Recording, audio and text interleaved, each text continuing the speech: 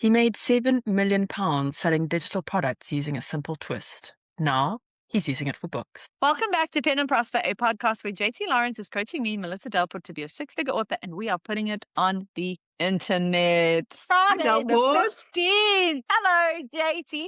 You had a How are birthday you? this week. I didn't even bring it up. Oh, You see my posts in the Pen and Prosper. I thought, that's it. where can I put JT's post to make it like, and then I was like, oh, where everybody loves her. Aw, that's so sweet. I love that post. I took a snapshot of it. Oh, so sweet. Oh, you're so welcome. Okay, before we get going, we have a fantastic guest today. We've just finished recording with Michael Cheney. Well done for asking. JT will introduce Michael. But before we get to that, we would like to thank our official sponsor, Vellum, the ebook and book formatting software that we could not live without. I certainly couldn't do this job without them. I've been doing all my editing on Vellum this week. I know. I do think we need another Vellum app. We need to just go back and show people how to do it. Do you know Siobhan Purcell, one of our subscribers, got Vellum, used our link, got Vellum, and has been cursing ever since because I kept kind of gently telling her, why are you formatting in Word? Like, why are you formatting in Word? And Really? she is cursing. She says if she thinks of all the time that she'll never get back. And I'm like, yeah. And I said to her, I said, you can't actually explain to someone using Word Yeah. how life-changing Vellum is. You have to wait for them to learn that lesson. And then they're like, oh. Yeah. So, You yeah, like it? no, so she is beside herself that she now has Vellum. Anyway, to Elise, our editor extraordinaire, thank you for always doing such a wonderful job with our episodes. And to our paid subscribers, we appreciate you. For anyone that doesn't know, our paid subscribers do have access to our Facebook community on Facebook. Who would have thought? Really? I know. And without further ado, JT is going to introduce Michael, and then we're going to dive in. Yes. So I have his Amazon bio. Yes. Michael Cheney has always been a dreamer, a geek, and a fan of technology and sci-fi. Michael became an author to fully embrace the creative spark that has lived inside him all his life. He saw truth and peace in many guises before realizing the best way to be true to himself and with the world was to tell stories. He writes sci-fi books because he loves imagining how technology might shape our future development and exploring what it truly means to be human. Michael lives in the Scottish Highlands with his wife, 2 children, and a cocker spaniel called Charlie. And what a nice guy. Like, what a nice man. What a nice And his man. books appealed to me. Hey? I'm a huge Terminator fan. I loved Old Man's War by John Scalzi. Like, I like a bit of sci-fi. I love The I Martian. grew up watching Terminator, loving Yeah. it. So I'm a bit of a sci-fi girly. Like, so, and the more that I was looking at, and we did say this in the episode, but it needs to be said again, his product page, I took one thing away from this episode, barring a very simple solution to Facebook ads, it is that your product page has to do all the heavy lifting here. Absolutely. So if your product page is jank, please go and fix it. I thought mine was pretty good, but looking at his, like I said, the bar's been set. I've actually made a note already to next week go and look at all my product pages and make sure that they are as slick as this. Yeah, I'm definitely going to give mine a refresh. Yeah. Mine's been the same for, I think, 18 months now. So I should go in there and just make them as beautiful as possible. Yes. Yeah. Okay, so with all that said, shall we dive into the interview? Yeah. And all done to you. Thank you, JT. You really are bringing in some seriously heavy guests that are changing lives. You're changing lives, JT.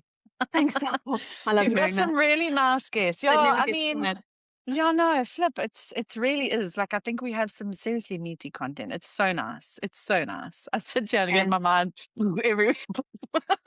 And you're going to love Steve. I promise you, you're going to love Steve H. Oh, I can't wait. He's so wonderful and warm and generous, and you're going to love him. So and this platform makes me feel like, even though I'm so far away and I can't be involved, I'm still involved. You are, for sure. What did You're we in say? the room, Delport. Ireland doesn't come. I don't come to Scotland. Scotland comes to me.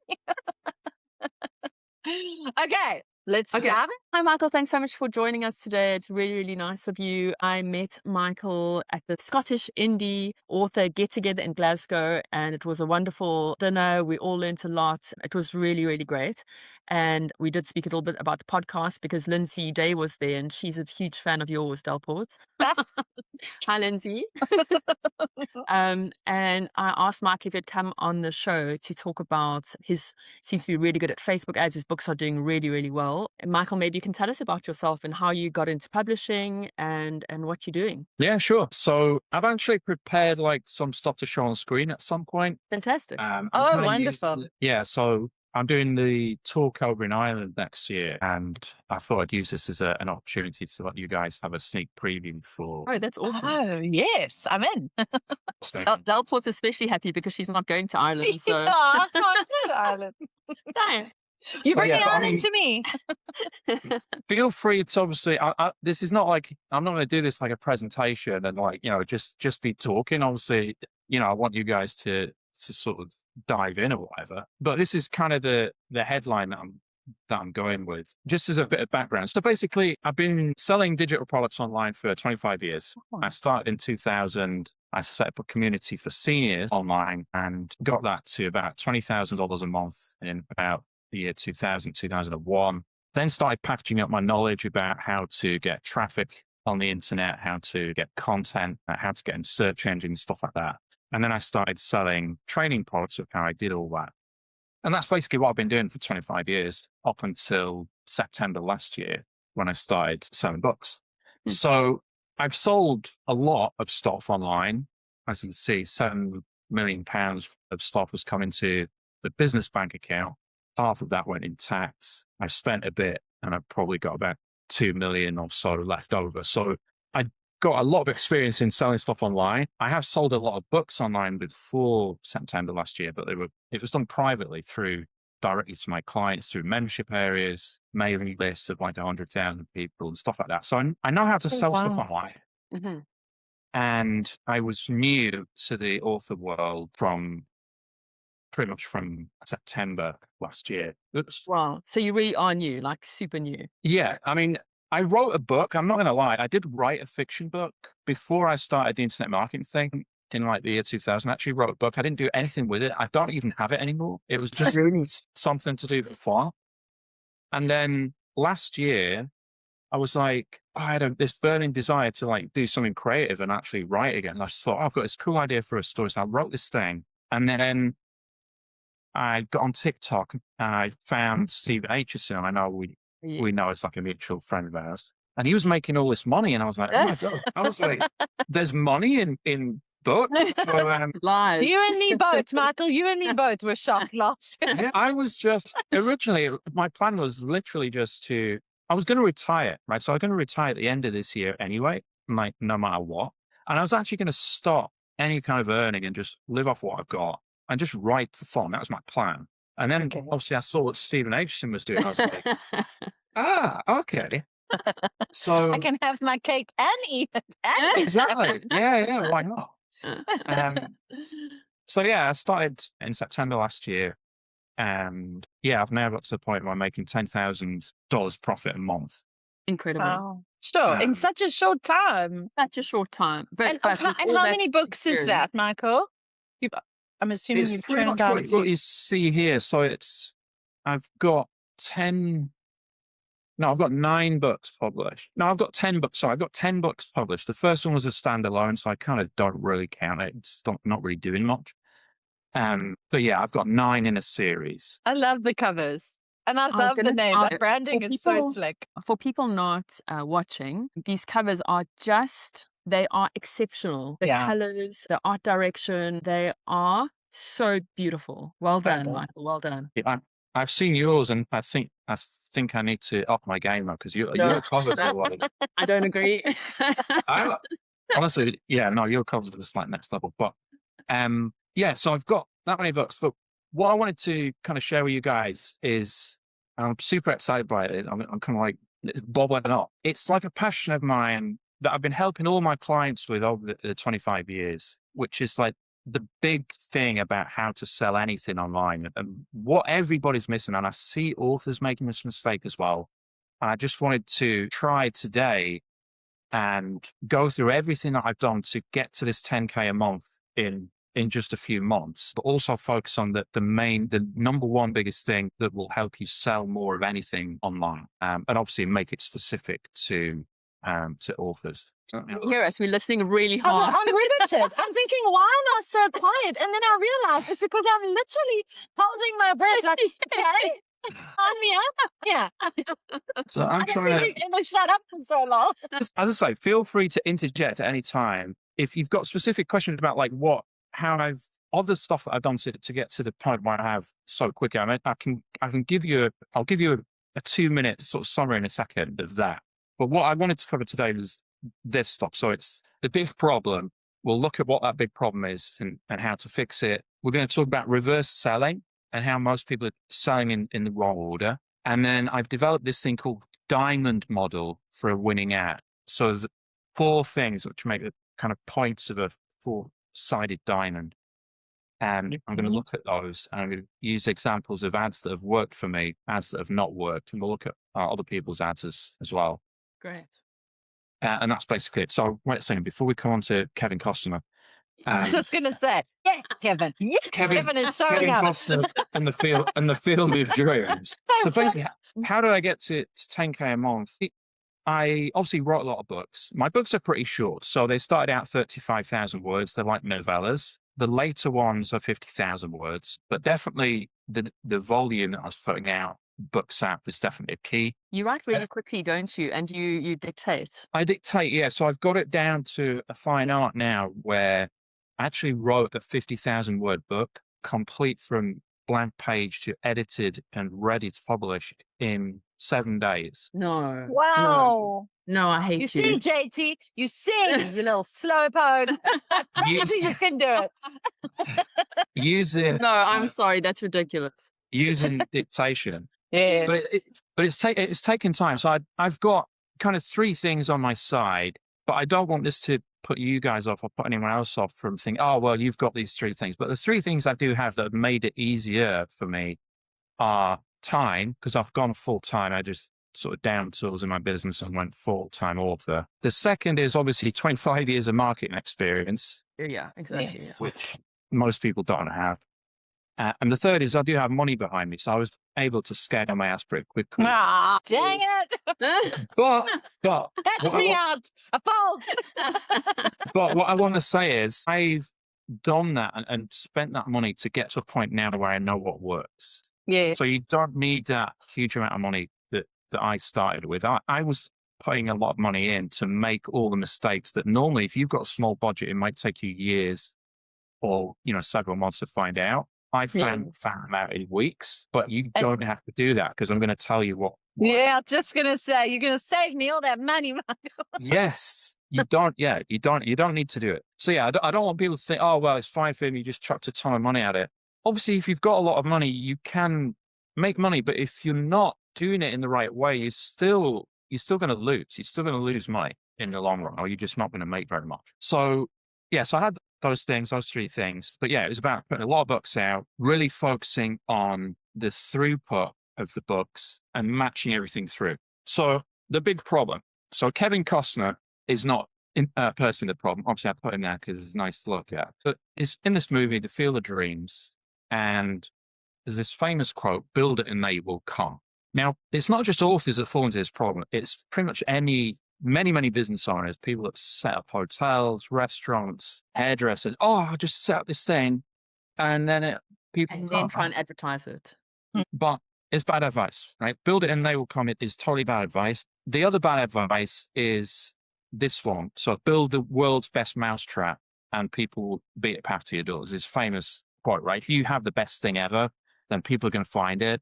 And it doesn't matter. You don't have to worry about market, right? Again, also bad advice. Unless, obviously, if you're in the 0.1% and you have to be the next Chaucer or whatever, your next Shakespeare or the next Matt Dinniman, yeah, of course, you will rise to the top. But for the mere mortals among us, then that's just not going to be the case. So this all leads to what I call the Frankenstein effect. So what most people do, and most authors do, is they create something, right? So they create the book, and then they think, okay, what happens next is I've got to release it, right? So like Frankenstein and his monster created this thing in secret in their little lab, with all the electricity, and oh my God, this is going to be amazing, right? And then they release it into the community. And obviously the next thing that happens, they watch as people run away screaming. Because you've created this thing in isolation, you've not involved the market. Mm. And I think the key thing that people forget is marketing is about the word itself. It means the market, right? It's the market of people. It's the collection of people who will be buying your product, and they have all the answers. I don't have the answers. You guys don't have it. Nobody has the answers apart from the market. Yeah. So the best ad is decided by the market. The best cover is decided by the market. And yet we still see many, many authors going out and writing books, saying the end, and then saying, right, how am I going to sell this bloody thing? Mm-hmm. Right. Now, again, I'm coming at this from a business point of view because that's my background. There's obviously nothing wrong with people sitting down and just writing whatever they want to write for the sheer hell of it, for the love of it, for the passion of it. I'm not saying that's wrong. If you want to make money at it, however, as a business, you do need to include the marketing as a core element of what you're doing. Before you begin, even just like. Yes. So this is typically what people do. So they put step 4 here as an afterthought. When people start running away from the product or they don't get the book, they don't, the book doesn't get sales. They're like, oh shit, crap. So I found it friendly. I better do some marketing, right? Yeah. Because this is the wrong approach. It's too late at that point. It's really too late. Every product should start with a market. You should look at the market. If we're focused on profit, I don't want to keep saying that throughout what I'm talking about, but from here on in, we're talking about, yes, writing what you love, embracing your passion, entertaining people, writing good books for money. Yeah. Well, just to put your mind at ease, the podcast is called Pen and Prosper. It's not about writing the book of your heart. It's about making money. Yeah. People like us who want to put food on the table with our books. Yeah.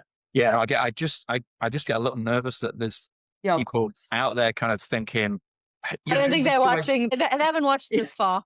Yeah, they probably already. Your headline turned them right off. They saw that £7 million. They're like, no, thank you. No, they're like, yeah, no, I just want the feel-good factor. I don't want but you can have both. You can have both. Yes. So this big problem about creating something and then thinking, how do I market it, is not universal to authors. These are some TV shows where these experts go in. So Ramsay's Kitchen Nightmares, where he goes into restaurants, Hotel Nightmares, where Taj Felici goes into failing hotels, this bar rescue thing over in Tait. It's the same problem, right? People are passionate about something, a book, an idea, a story, a hotel, a restaurant, whatever. They go do that thing, and then they're like, oh God, it's not working. Nobody's buying it. Let me do some marketing.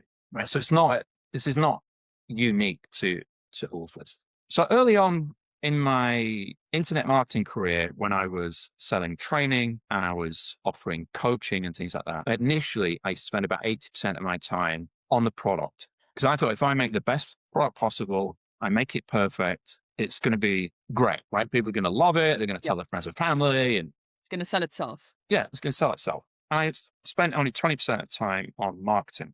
And I failed miserably when I did that because I just wasn't putting myself out there. I wasn't getting the word out enough. And I didn't understand marketing. I didn't understand that it needs to be like a stick of rock. Marketing needs to go through everything that you do.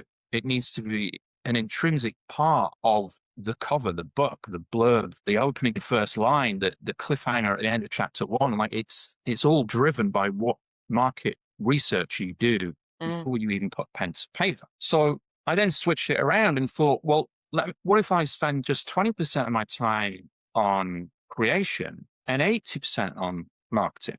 Not, by the way, saying, oh, let me just put out John, but not obsessing about getting a book from 99% to 100, leaving it at 99%. I'm just saying that is good enough. Like there might be 1 in 1,000 people that pick up on this one minor detail that might take me an extra week's work to correct. But I'm not going to focus on that. I'm going to take that week and focus on marketing so I can actually sell the thing.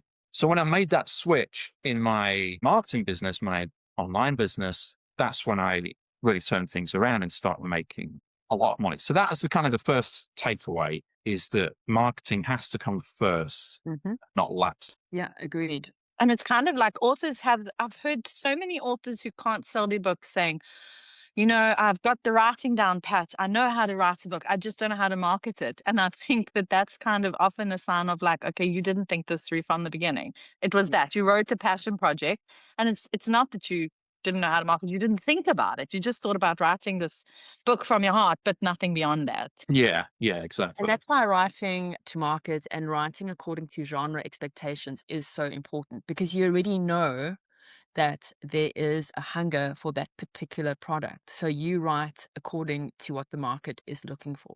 Yes. Yeah, exactly. It just makes everything a lot easier if you have that in advance and you have a framework of, okay, this is what I'm aiming towards. If I'm going after this particular market, I know. So, for example, I've done some research in the past couple of weeks about cozy mystery. I've not written cozy mystery. I've never read cozy mystery, but I know that, I now know with the research that I've done that the types of covers, the bright colors and so on the covers, the rules, you can't have swearing, there's no violence, there's no death, there's no sexual content. You've got to resolve the book. Maybe there's a romance element that's ongoing throughout the series.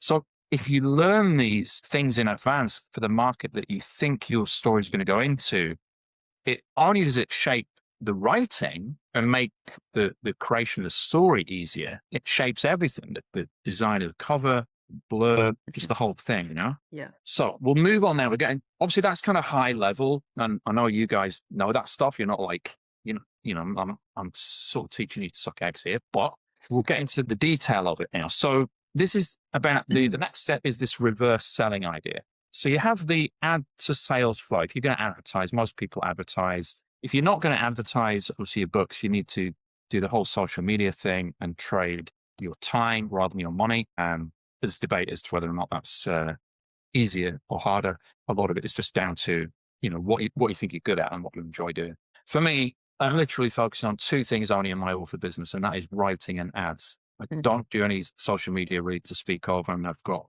Facebook profiles, so I'm not trying to gain followers or anything like that. I have a group of about 1,000 people that is referenced in my back matter, but I'm not actively it's not a plate that I'm spinning. Okay. Spinning two plates only, writing and ads. Okay. Because if you master writing and ads, you don't need to do anything else. Yeah. So the sort of ad to sales flow for a book typically is obviously you start with an image in the ad, or it could be a video that gets the attention, stops the scroll. Then you're going to have some copy, typically about the book. Then you want to get a click, sends them to the book page on Amazon and get a sale. So that's kind of what people typically look at in terms of trying to sell your books. So the standard approach to do this, what most people do is they say, okay, well, this is the process. What I'm going to do is I'm going to sell the book, right? And you might think, well, yeah, you're going to sell. I mean, what else are you going to sell? Isn't that what we're doing, selling books? So what most people do is they have some image or some video that stops the scroll, and then they sell the book in the ad copy, right? So they say a little bit about what it is, maybe the tropes, maybe some testimonials, maybe even a quote or a passage from the book. They'll have the title of the book in the ad copy, and then obviously they hope they get the click and then people go buy it. Right? So this is what I did, right? When I first started out, because this is what everybody says that you've got to do, and this is what most people do, right? So I went ahead and this is what I did. So this is one of the first ads that I ran in this basis, right? So it's basically an image of my book, like a 3D representation of the book, a little bit of a quote, the fact that it's got some stars, there's a Kindle logo on there so people can see that it's a book. And alongside that, in the ad copy itself, I had a whole bunch of testimonials about the book and a little bit of information about the book, right? So on paper, this looks like a pretty decent ad. I mean, obviously you would need to test it. Does it get clicks? Maybe you need to change the image or whatever, but it fits into that standard approach of sell the book. Yeah. That's okay, right? That method is okay, but there's a better way and there's a best way, right? This is the better way.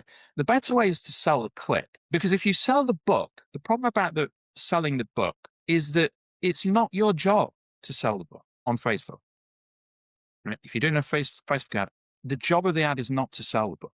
The job of the ad is to get a click. The best page to sell your book is not you on Facebook in an ad.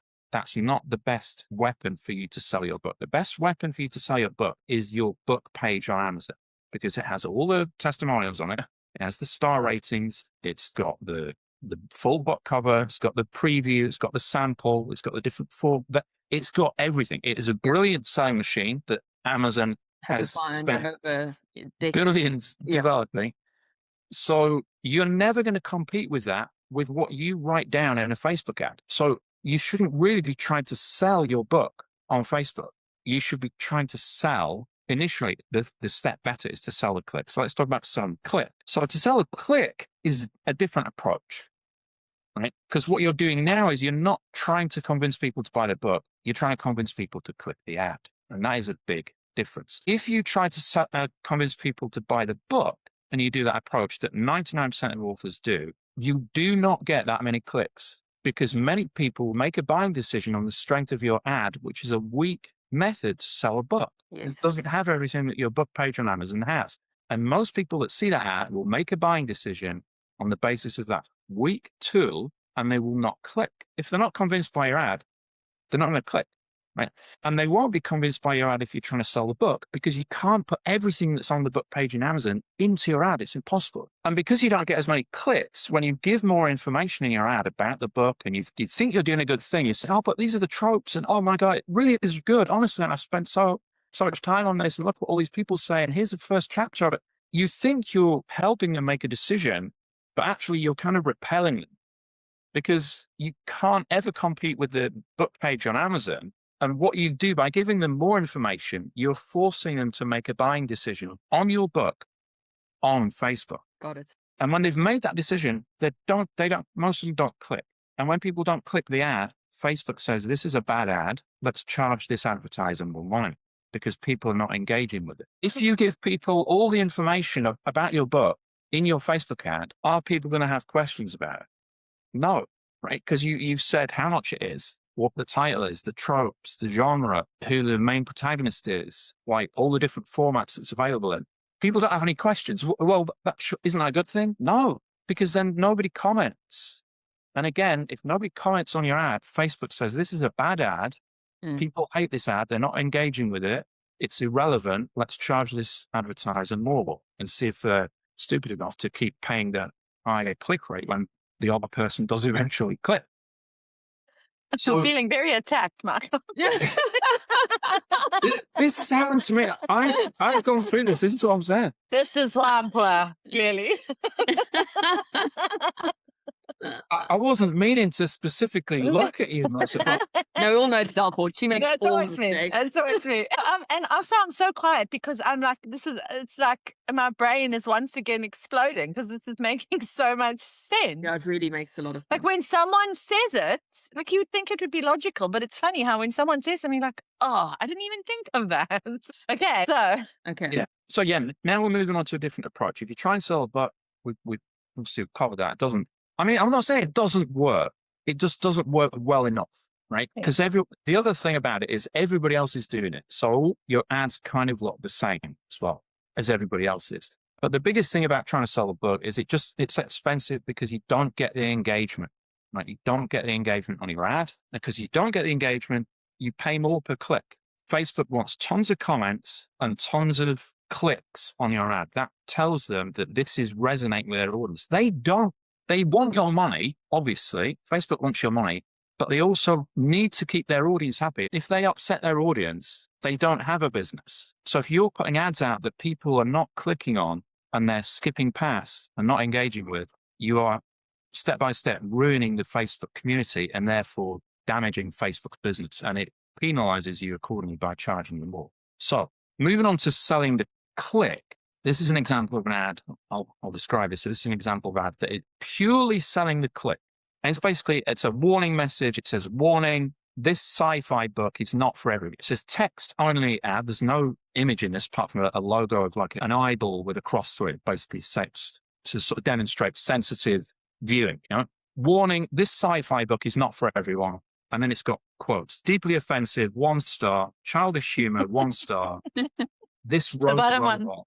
That's my favorite. Too much, 1 star. No. This rogue robot swears too much. Yes. Sold. Did you give all of those? I don't know. But. So yeah, this is not an example of an ad that sells a click. Okay.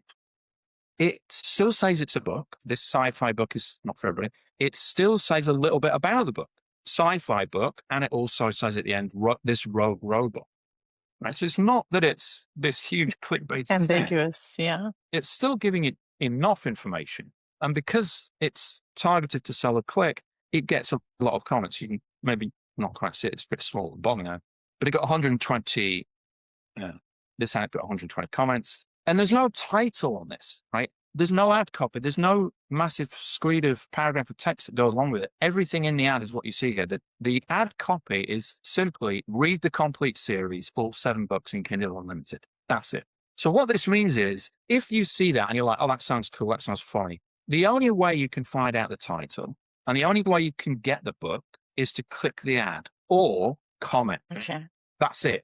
Now, what that means is that it appeals to curiosity, it appeals to people's desire to know. Okay. That's so clever.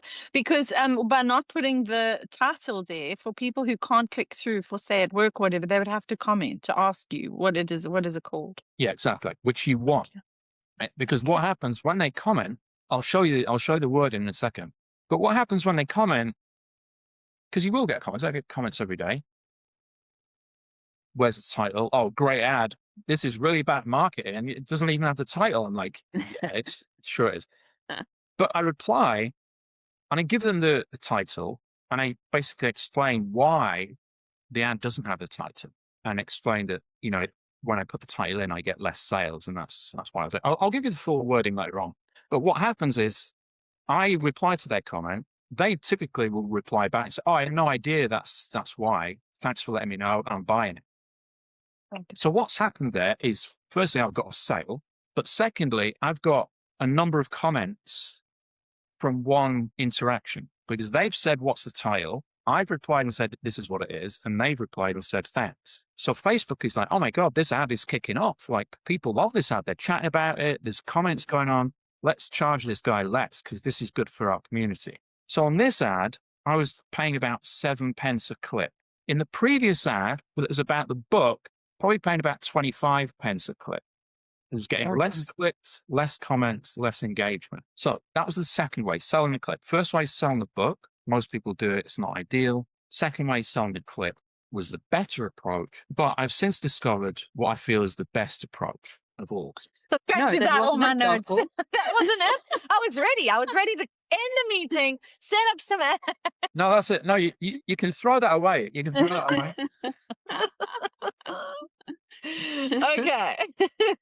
I mean, don't get me wrong. You can have, depending on the way that you advertise, you can still have all 3 of these types of ads because there is the argument to be made. I know, obviously, you had Blake on the other week that you've got people at different points of the process. Right. You could make an argument that you could run all of these ads. For me, I would sooner just focus on, for me, just what works the best, which is this third approach, which is selling the book page. Right. We've already touched on this and I kind of hinted on it, which is the best tool you have to sell your book is the book page on Amazon. It's not an Amazon ad. It's not a Facebook ad. It's not a Facebook post. It's the book page. So getting as many people as possible that are targeted to that page is how you win. So how do you sell the book page on a Facebook ad? Well, this is an ad that I'm currently running that does exactly that. So it has a picture of my robot hero character running. There's a quote at the top, says the funniest sci-fi I've read since Douglas Adams, which is one of the quotes from my readers. It's got a Kindle logo, an Audible logo. And the ad copy is literally, couldn't put it down, couldn't stop laughing, 5 stars. That's basically it. There's no text on here. So that's the ad. Now, this is my book page. Oh, so seamless, Right. yeah. Zero friction. Yeah, there is 0 friction here. So the image of my ad is the same image from my book. Now, it's not the book cover. I have tried with the book cover. It doesn't work because it gives too much away. It tells you what the title is for the start of it. So I've taken the raw image from the cover of the book and I've used that as the basis for the ad. I've used a headline which draws people in and reinforces the genre. It's a funny sci-fi and it's clearly a book because it's got a Kindle, Unlimited logo and an Audible logo. But I don't say anything else. But when they get to the book page, they see the same exact picture, but it's now on the book cover. So it's not like they're getting there and they're having to sort of do a double take of like, oh, wait a second, I clicked on like a lizard and now you're showing me like a giraffe or something, right? I know Yeah. nobody will do that. But there are examples, and you can probably see them yourself, where you'll see something on an ad and you'll click through and you'll just be disappointed. Not even books. You'll see a visual representation of what the product is or how they got your attention, and you'll click through to the product and it's like, that's not that. Like, this is not what you said it was. Yeah. And even if it's way better than what the ad looked like, in theory, when you actually consume the product or read the book, it's too late by then because you've lost the person. There's a disconnect. So this is how we do the reverse selling, right? So a good method is to sell a book, better is to sell a click, and best of all is to sell the Amazon page. So the second takeaway is to start with the end in mind. Now, this kind of struck me. Felt a little bit embarrassed that I didn't figure this out sooner, because in the sort of 25 years that I was doing internet marketing, I would promote other people's products quite a lot as an affiliate, right? So I had this mailing list and people would say, oh, can you, I've got this digital product, I've got this training product, can you send that out to your mailing list and get me sales? And every single time what I used to do is look at their sales data. So I'd look at their webpage online of how they were selling it. And that was always my starting point. How are they selling it? What are they saying in the headline? What imaging are they using? What angle are they going with? I would always start there, and then I would create my campaign around how they were selling it so that it matched. So when I went out to my email list and said, go buy this thing, I was using the same language, the same kind of phrasing. So when they got to that sales page, it was a smooth transition. So that's what we're trying to do here. Is we're tasked with, like, you want to think of this like a waterfall, right? You've got the prospect at the top, and they first see your Facebook ad, and you want them to flow down smoothly, gently, without any bumps or interruptions, smacking a head on a rock on the way down, or, jumping out off stream and feeling disconnected. And obviously, if you create ads which perfectly mirror your book page, then that's what you're doing. You're making it a seamless experience. So it doesn't even feel like an ad, right? So that's what we're trying to do. Cheese. It's the cheese, JT. It's the cheese again. We're back to the cheese.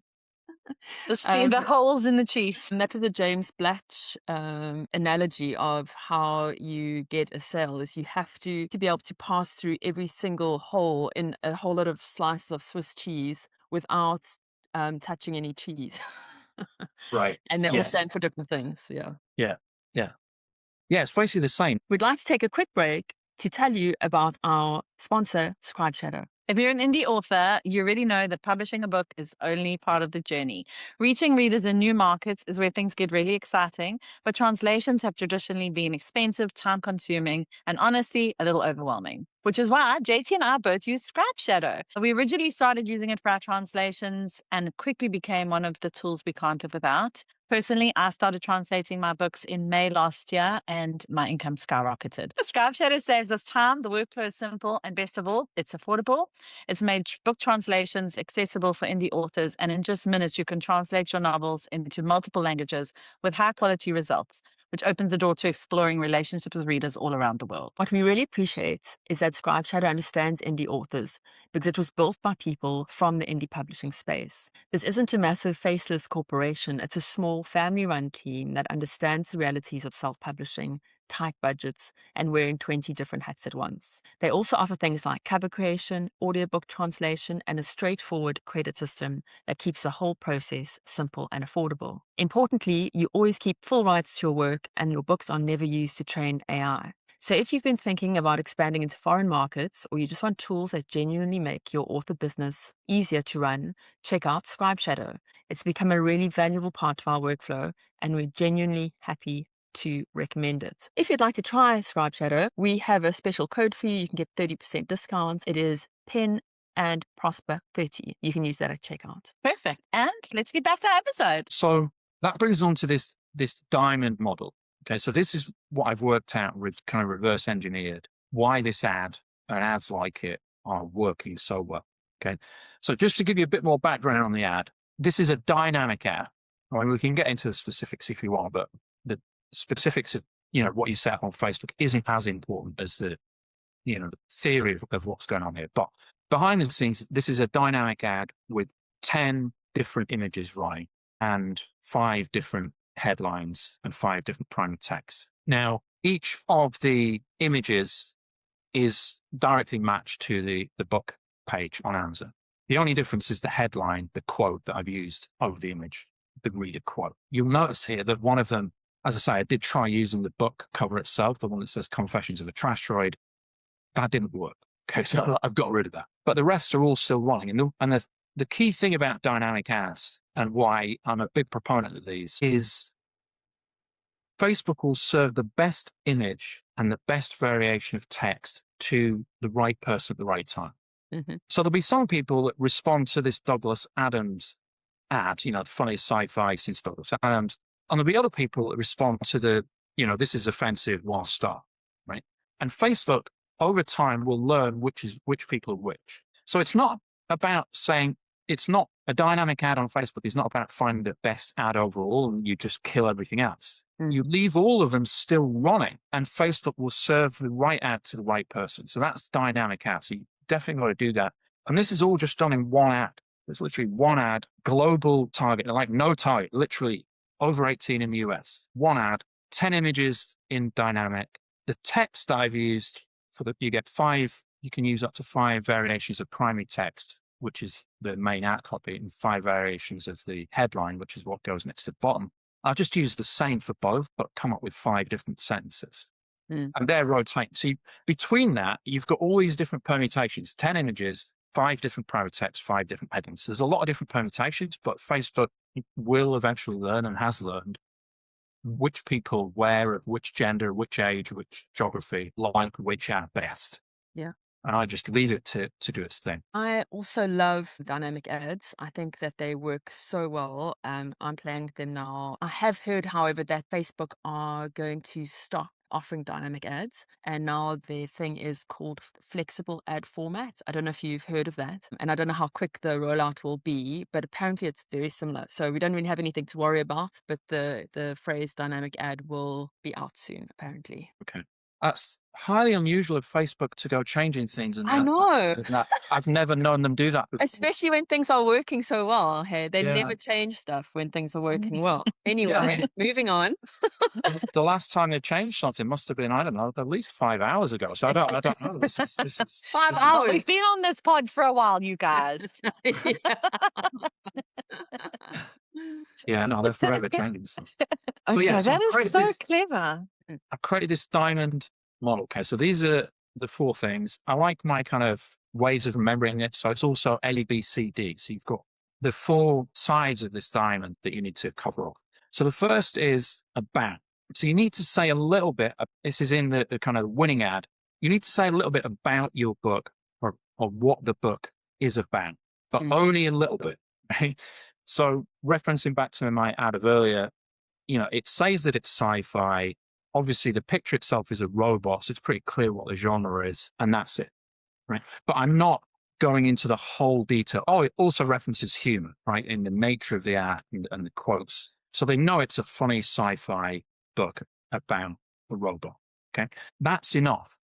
You don't want to go into, as we said earlier, giving too much away, because then people are going to tip over into making a buying decision on the ad, which we don't want. We want the click, not the buying decision. The next component is B for book. You've got to obviously show them or tell them in some way or indicate that it is a book in the ad.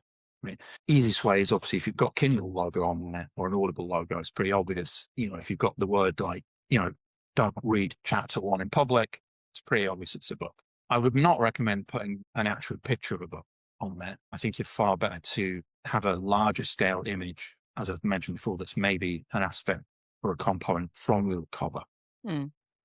But we do need them to see that it's a book. The C is for curiosity. This is probably the most important aspect of all. If people have all the answers and they think they know what this is about completely, or they think they get it, you've lost. Your ad has failed because they make a buying decision. Right?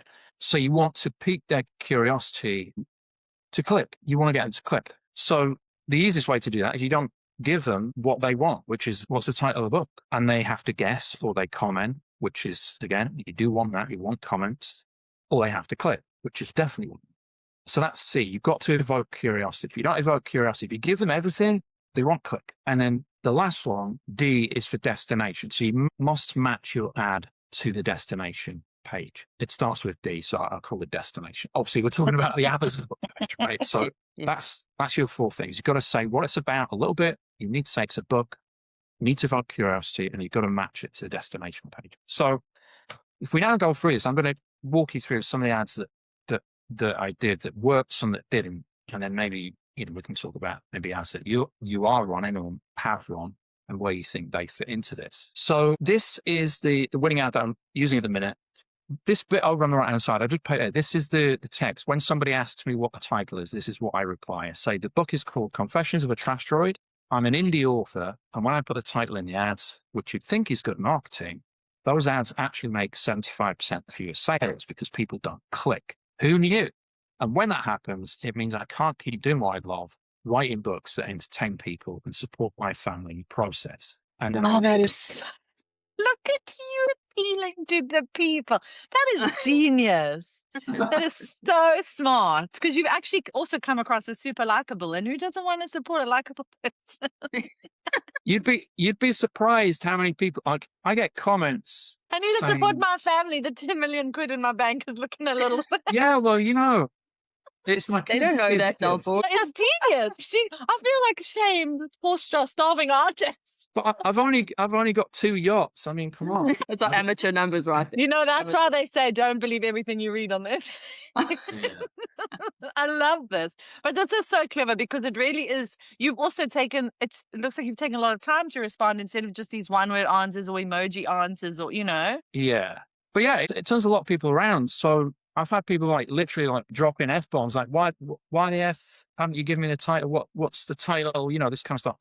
I say this back to them, like, oh God, I didn't realize that's what it is about. Or, you will get flack, right? This is the other thing to bear in mind. As marketers, which is what we are, we're kind of marketers who write rather than writers who market.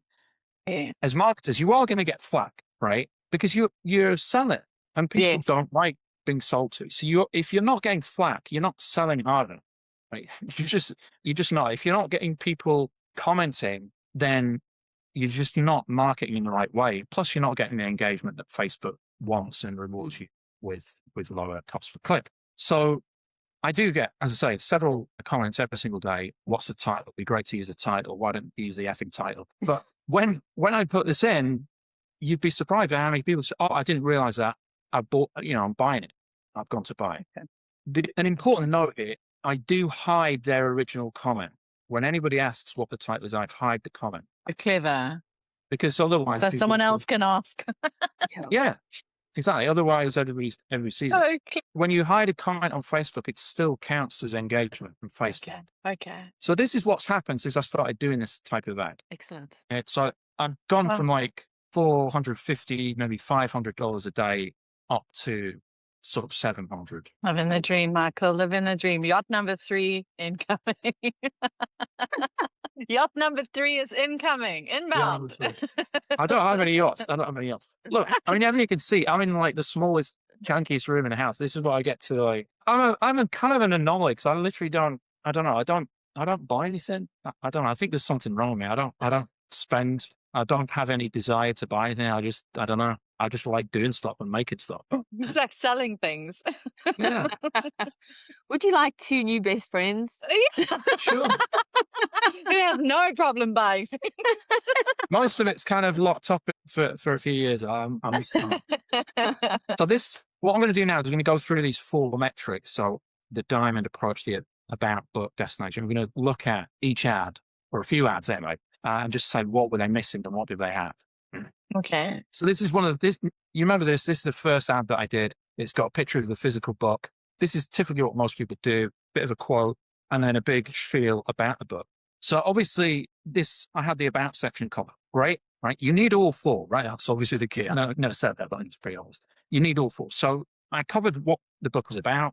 It's definitely very clearly a book. So that was up there. No curiosity though in this. Right? This ad had 0 curiosity. I told them what it was about.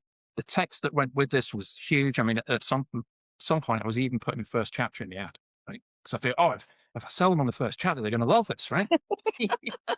I'm leaving. I've been attacked again. I think I copied your strategy. I mean, I don't. I went first. I walked so you could run, Michael. You So and this ad it did have the destination, so it was matched to the destination, was matched to the book page in Amazon, but just that one component meant it didn't work. Okay. Yeah. Right? Because it was too expensive. The cost per click was too expensive because it gave people most of the answers and they were making a buying decision. Okay. This one, right? So again, you would think this one would be good, right? This is my sort of sell the click ad, right? So the first one just there is sell the book. This is sell the click. It's the warning ad, no image. Basically, you don't buy this sci-fi book. It's not for everybody. So what about this one? What did this include, or what did it not include? Well, it covered the about, right? It says sci-fi book, rogue robot, humor. So it covers the basics of what the book is about. It says it's a book, so we've got that ticked. And it definitely covers the curiosity. Right?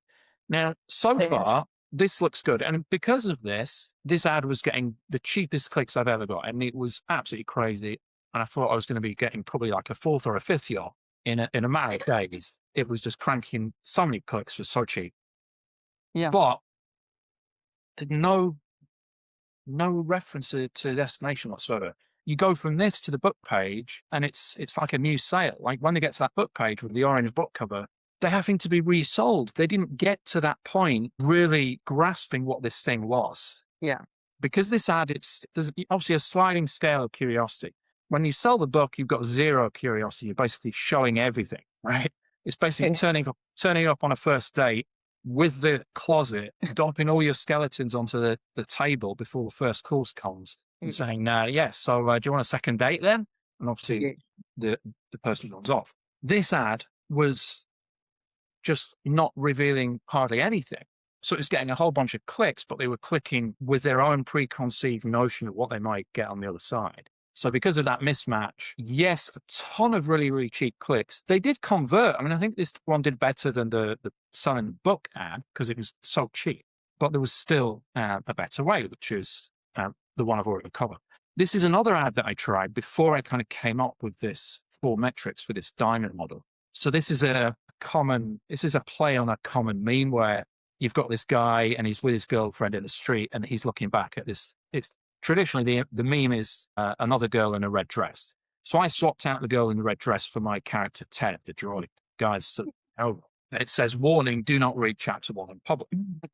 So on the face of it, you think, oh, that's pretty cool. That stops the scroll. People are used to the meme. It's kind of funny, right? So, but it doesn't say what it's about. Right? I was just thinking that. I was like, is this like robot porn? Yeah. Because I'm picturing the girl in the red dress and the way he's looking at that robot, he looks like he wants to eat that robot. Yeah, as it like some interspecies like robot romance or something, which is maybe not a bad genre to get into. But well, how many clicks did you get? That's true, yeah. But yeah, it didn't really say what it was about. Yeah. It mentioned that it was a book. It definitely had a bunch of curiosity, but it didn't match your destination either. So when you got to the book page on Amazon, there was a disconnect there. Yeah. This is somebody else. I've just picked this at random. I don't have any connection to this person. I'm not trying to pick on them because this is actually pretty good at it. I've seen this one quite a lot. I think it's got like 2,000 likes. So it's obviously working because it's been active for a long time. This is an ad, I think, for kind of a cozy mystery. There's a picture of it's like a cartoon picture of a cozy lighthouse island. They've got a quote about how funny the book was. And they've got some small little tiled pictures at the bottom of various books in the series. And there's a little bit of ad copy that goes along with it with quotes from readers. So this is kind of your standard kind of book ad, really. You see these day in, day out. So this covers the about. It says what it's about. We've got quite a lot of text here in the ad. It definitely says it's a book. I mean, there's literally physical pictures of books at the bottom of the ad. Not really too much curiosity, though, in this ad, because I can't show it. I'm sure all here, but I think if you click into it, you can get a lot more information about what the book is and read more about it. Obviously, we can see the title of the book here as well. Definitely, the viewer will definitely be making the decision at the ad level instead of going to the product page. Yeah, exactly. I mean, it almost looks like an Amazon shopping display the way they've lined up the books there, which again, you'd think is a good thing to do, but psychologically, when you see that, you're like, do I want to buy this? Like you just instantly go into that kind of buying mindset, which is not what you want from an ad. You want a curiosity. You want people to go towards the ad, be drawn into it, not sit back and be trying to make a decision. So there's no real curiosity used in this one. I've given it a small little element of matching the destination here because there is a tiny little image as part of the ad of the cover itself. But you can see the cover doesn't match the main image that they've used in the ad here at all. But they do use the cover in the ad at look. But this ad is obviously working. But if I knew this person or this person was me, I would be changing this and get even better results. Right? I would use an aspect of the cover image as the ad. I would strip out a lot of the information that's giving too much away so that I've got curiosity, and then it would be better matched. Mm. I would even try, frankly, because I think the image in the ad is way better than the image on cover, which you can't really make out on here, but it almost looks like a kid's book, like a school reading kind of book when you see it full size. I would even trial using the image from the ad as the cover. So what I'm trying to convey with this is I'm not trying to pick holes in other people. It's just to say, it's not that you can't get success with so-called standard ads, right? But it's just that you can improve them, right? Everything can be improved and you can, get even better results if you just have these 4 things, primarily, I'd say, and the most important one would be that curiosity. Oh, I did include a picture here, so I didn't realize that. So that's the book cover. So you see, it's quite different to the main image there. Oh, yeah. Even the color palette is so different. Yeah. So there will be a disconnect there. And if this person changed the cover to reflect the ad or changed the ad to reflect the cover, had a little bit more curiosity, so it didn't quite give as much away in the ad, but still evoked the click, they basically make more sales. They literally would. So yeah, that was just one example. I did try to look up some of your guys' ads, but fortunately for you, I couldn't find any, so I don't know if I'm searching the wrong. I don't think I've ever felt so relieved a day in my life. No, I actually have a good ads, which was going to be my next question to you. Is when you're setting up your ads, Michael, what sort of? Firstly, I ask everyone this because I'm fascinated by the answer. What is your take on attribution data, and how closely do you look at it? Just in terms of measuring performance when you are looking at your ads, and then with that, what sort of ROI are you wanting on your ads to say that you can, that they to you are successful ad? Sorry, it's completely different to the actual ad setup, but I'm just so interested in anyone who's like an expert on Facebook ads, what those 2 things they are looking at. Attribution, I go back and forth on it, to be brutally honest. At one point, I was literally analyzing everything. I mean, I've got a spreadsheet that I still look at every day, and I am a big believer in operating by the numbers, right? I do feel as a business owner, you've got to know your numbers. You need to know your lifetime value of a book one buyer in your series across all the formats and including audio. You've got to know on average what a book one buyer is worth to you. So that means working out, the read-through rate of Kindle, of paperback, of KU, all of that across all of your series, the commission that you get on all of that, and then a blended value of what on average, one book, one buyer is worth. You've got to know that, right? Mm. That lets you work backwards, and now you know how much you can spend on an ad. So I am a big believer in looking at numbers. So I have this spreadsheet, and every day I literally put in how much I spent on Facebook, how much I spent on Amazon ads, how many clicks I've got from Facebook, how many clicks I've got from. So I look at everything. I don't make decisions as much now from that as I used to. I used to set all my ads with Amazon attribution, wait, 10 days, 7 days, do the little song dance, turn around 3 times and pray to the Amazon gods at the final call. But yeah, it's obviously not accurate. We know that. But I think if you're starting out, I think it would be a mistake not to at least pay it some regard. Particularly if you're operating at lower budgets, it's better than nothing. I don't care what anybody says about it. Mm. I know we can kind of say, oh yeah, but you kind of know what's working. At smaller budgets, you don't really know what's working. Like for me, I'm spending, I don't know, sometimes like $500, $600 a day sometimes. If I make changes, I can see pretty instantly, like, I'm in the top 1,000 books on Amazon, right? I know that it makes a difference. If you're spending $10 or $20 a day, you're not going to have that sense of quite what's working and what's not. So Amazon attribution does give you that a little bit.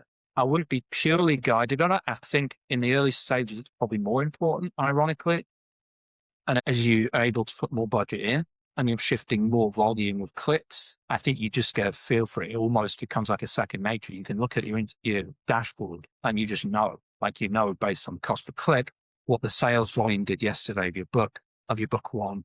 You just have a feel for what's working and what's not. But I think Amazon attribution does give you that a little bit of peace of mind initially, if you're patient enough, and obviously take it with a Himalaya-sized piece of salt, to know if something's either completely bombing or completely succeeding. The middle ground, we're never really going to know because there's such leeway. Sorry, there was a second. For the ROI or your ROAS, when will you switch? And some people are like, 50%, 100%. Like, what for you is like, if an ad is not giving you a return of this percent out, it's not working, you switch it off. I'm kind of a different mentality about this. So I know I'm always going to be spending money on ads. So I just want the best ad possible. I'm never going to switch my ads off. I'm going to switch the worst ones off, but I'm going to keep the least worst one on. So I don't really look at it in terms of, is it making me, 2x or 3x? I'm like, is this the best one I've got? Well, yeah, it is. Well, let's get in all my budget today until I pull my finger out and try and get another one that's going to beat it. Okay. The other thing that's slightly different to my mentality is I'm kind of modeling Mr. Beast a little bit with his YouTube channel, that I'm just taking most of what I get, if not all of it, and I'm just putting everything back in. So the money that I make. That's why I don't have a yacht. Meta has all my yacht money. Yeah. Yeah, the money that I make, I just put back in. So I'm like forever kind of scaling. But what I look at it is, obviously, I make sure on a daily basis that I'm making profit. So, I look at yesterday. First thing every day, I'm in my ads every day. Right, first thing in the morning, it's the first thing I do, 10 minutes, it's all it takes. How many book one sales did I get yesterday? How many box set sales did I get yesterday? What did I spend on ads? And as long as that's in the several $100 profit range, happy days. I'll sometimes look at the details and dig around, but I'm fine with that, leave it.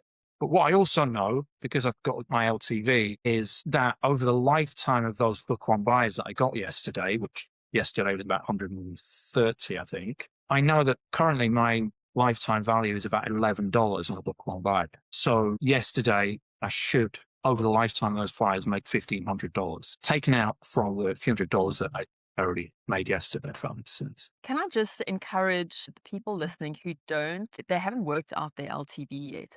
It's such an important exercise, and it's never been easier because AI can help you so much with it. You can feed in your KDP reports, you can work out your read-through rate, and you need to know how much that customer that you buys your book one, how much they're actually worth to you. Because especially if you have a book one that's free or 99 cents, you think that sale is worth 30 cents, and it really isn't. It really, really isn't.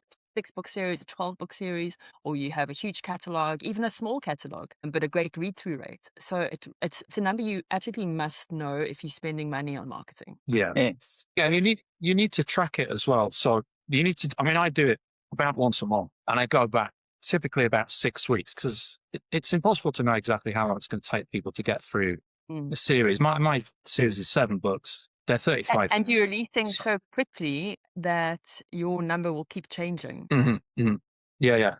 Just looking at speaking of that destination product page, this product page your product page is fantastic. So I think another big lesson that I'm taking is to go, I thought my product pages were pretty decent, but the bar has been set.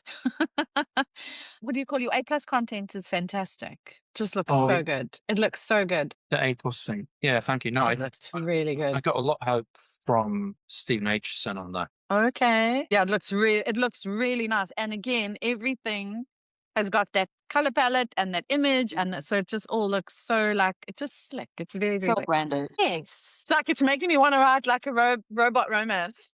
Oh my God, Delport. Go for it. Don't you dare. And another lesson I think I've taken from you that is kind of hammered home. Blake brought it up and it started bubbling, and then you've kind of cemented it for me, is that we're so quick to villainize Amazon or Facebook as the problem, right? Like, what isn't working but we actually the problem. Like, we are making the mistakes in our ads, and then or on our product page, and then thinking, why is Facebook and Amazon not working? But we are the problem. What is it mean to us? Like, you are the problem, Becky. Becky. Like you say, Amazon and Facebook are doing everything right. Amazon has created this incredible product page, and Facebook has given us a platform to advertise on, and they're doing everything right, and we're doing everything wrong. So we need to change and be better. Look, I wouldn't say Meta's doing everything right, but I'll take it. You got, point, trying the point home. And the other thing that you're doing very similarly is looking at the psychology and behavior of the buyer above all. So that's super, like, I definitely haven't done that. It's a proper mind shift. And I think that's why I feel like so overwhelmed the last few weeks, because it's like a whole shift in mindset that needs to happen for me. So thank you, Michael. Thank you for that. Yeah, thank you. That was absolutely brilliant. My question was going to be about audiences, but you did say that you just go as broad as possible, no filtering audience at all apart from country and age, 18 plus. So that's also very useful. I was surprised to hear that, because sci-fi appeals so much more to men. I would have said men in my targeting if I was you, but I think that your ad will do that filtering for you. I think it's predominantly female from when I looked at the stats. Really? I mean, in terms of who clicks on the ads. That's this is my kind of series. I would definitely read a series like this. Yeah. I was surprised. I thought it was writing mainly for guys, but no, it's since skewed to towards females from people that comment on the ads and then looking at Facebook stats, behind the scenes. So. Super interesting. It just shows you never know. Like, you just never know. And Meta knows a lot more than we do. Yeah. Did that hurt to say? Did that hurt to Yeah, say? it did. Did it sting a little? A little. Do you have any questions, Delport? No. Yeah, my brain, but I have my notes and I have the replay, and I will be definitely set. I've actually pulled back on ads this month and like trying to have some sort of more strategy and like thing. I've been good. Like, my testing's going really well. I'm definitely starting to fine tune, but yeah, this has given me so many ideas. So everything and it's always on a Friday when we have to spend time with the kids. I know. Then you want to sit and do your ads. I know. And it's the weekend and I'm like, gotta wait for Monday morning. But maybe it's good. Let it marinate. Let it all like sink in, and then Monday morning start fresh. No, I'm just so grateful. Thank you, Michael. Honestly, it's changing my life. Every week this podcast changes my life. I've said this about previous guests before, but I just love how simple this system is. It's really, really simple. Like, you look at Blake's advice, and it is incredible and far-ranging and so many ideas, but it's like a huge commitment, right? First of all, you've got to listen to us talk for 3 hours. 3 hours, which is exhausting. Then you have to probably listen to it again because there was just so much information. Like, you take notes. I still feel like I haven't really got Blake's method yet. It's just too much for me at the moment. But this is so simple. And if you can have like a Michael strategy going while you're working out your Blake stuff to make it a bit more all-encompassing and that kind of thing, like I honestly needed something simple like this. And thank you so much for that. It's really gonna help me a lot. Oh, you're welcome. Yeah, no, I like simplifying stuff down. I mean, obviously that's what I've you're very good doing with training people over for 25 years. But just having that checklist of 4 things, so you can literally. Yeah, exactly. I would task you guys with going back to your ads, using and asking the question, that diamond thing, and saying, does that have that, and that? Or before you go live with one, making sure it's got all 4 of those things, and then let me know how it goes, because I can't see any way can go wrong that an ad could fail if it's got those 4 things. Like, to clarify, so destination meaning product page is to mean that there's kind of like symmetry, or like it's congruent from your ad to your product page. So that's almost like a little bit of a North Star. So I have found that my ads and I remember asking Caroline this in one of our earliest episodes, and I said, does it matter if the ad graphic, the color palette is very different to the cover. And she said no, but I still see that my ads that match my cover in terms of color and like work better. Yeah. The vibes have to match. Similar. Yeah. Yeah. It needs to feel, going back to what we said, it's got to feel seamless Yes. so that they don't feel like they've been assaulted. Like we're trying to keep them in the same excitement, curious mindset when they see the ad and keep them in that mindset as they hit that book page on Amazon. If there's a visual disconnect there or something that takes them out of that, it's like the hypnosis is broken, right? And then they're making a decision from anew, right? It's like the delivery fee. It's like the delivery fee at the end of an online shopping session. They go, and delivery fee. I'm out. I've got $5,000 worth in this cart, but I will not pay $20. Thank you so much again. It was brilliant. Looking forward to seeing you at the next Scottish get together. Yes. Thank you, Michael. I will definitely be testing and trying and let you know what I discover. Yes, please do. I'm so excited. Me too.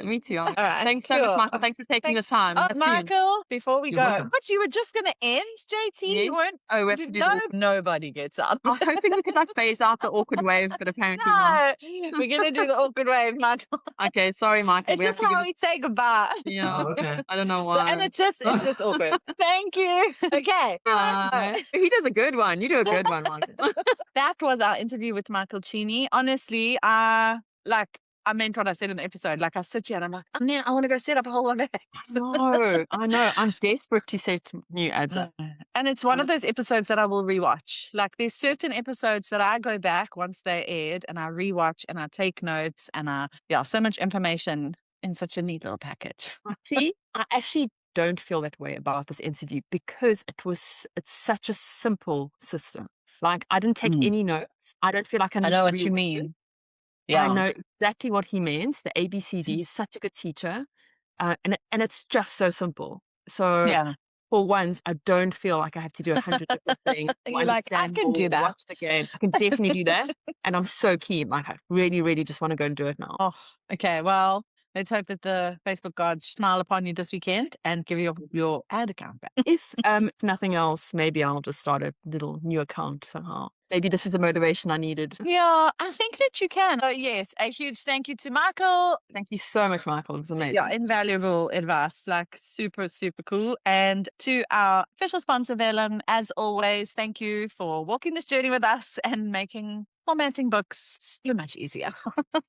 and for making ebooks so beautiful because they never used to be very beautiful, but now No, they were fugly, let's be real. I mean, we tried, but it was difficult. All right, Brent, I will see you in 2 weeks. And yes, until then, good luck. Good luck with your Facebook. Thank you. Good luck to you. I will let you know if I do any testing and what I discover in the meantime. Excellent. Okay, friend. Okay. Bye.